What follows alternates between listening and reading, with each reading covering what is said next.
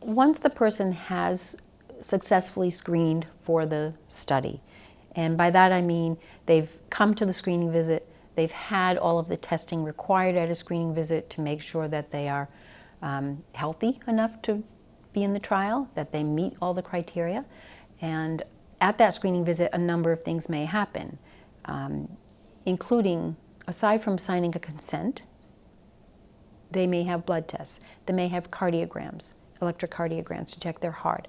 They may have breathing tests. They may have MRIs of their head.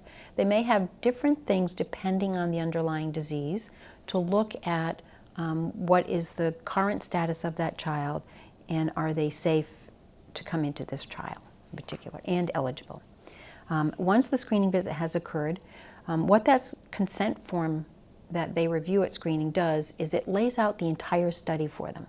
It describes all the visits that are required, whether you have 6 visits in 6 months or whether you have 20 visits in 12 months, depending on the trial, how many visits occur, how long are those visits, what happens at every one of those visits,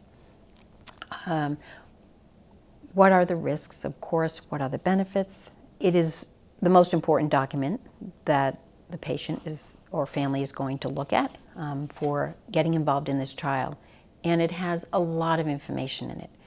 Some may say too much information, but there's a lot of do's and don'ts with it, or recommendations I might have for people looking at an informed consent.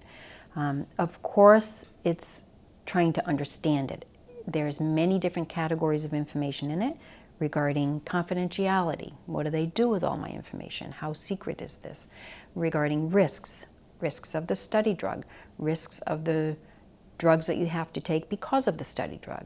There may be immunosuppression drugs being given, which have their own set of risks. What might happen to me in this study? The thing I can probably stress most about the consent is reading it ahead of time, even though some of it may not be understood at that point because no one's explained it in detail, but just so that you really have an idea of what's in it before it's reviewed with you. It helps in the understanding. It's a document for a conversation between the investigator and the parent of the child. So there should be questions. You can come prepared with questions of things that are not understood. If those questions are automatically answered, do not hesitate to ask them again. Questions need to be asked to the point where you're clear. A lot of people have recommended to me, as having gone through that process, they say, I wish I had had somebody with me that was not part of the family. Somebody else that can hear the same information I'm hearing. Just, whether it's a friend or some other advocate with me, that's just hearing the information, because people really don't hear all the information. It's a lot of things gone through. That screening visit might be 3 hours, it might be 4 hours. The informed consent part of it may take up to an hour just to review that document. And so what you're hearing during that time can be highly variable.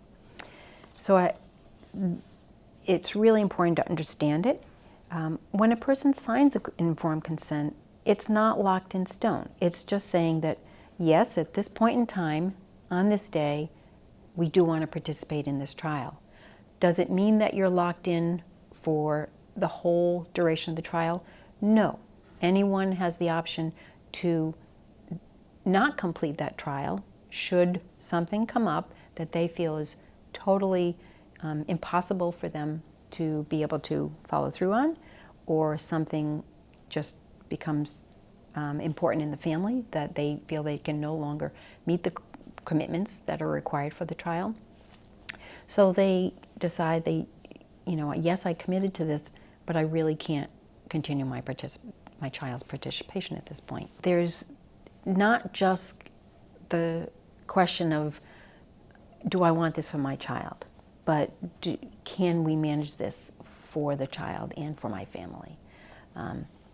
And that's part of that risk-benefit analysis. Not just the risks of drugs, but the risks of everything else in your life is what you want to consider.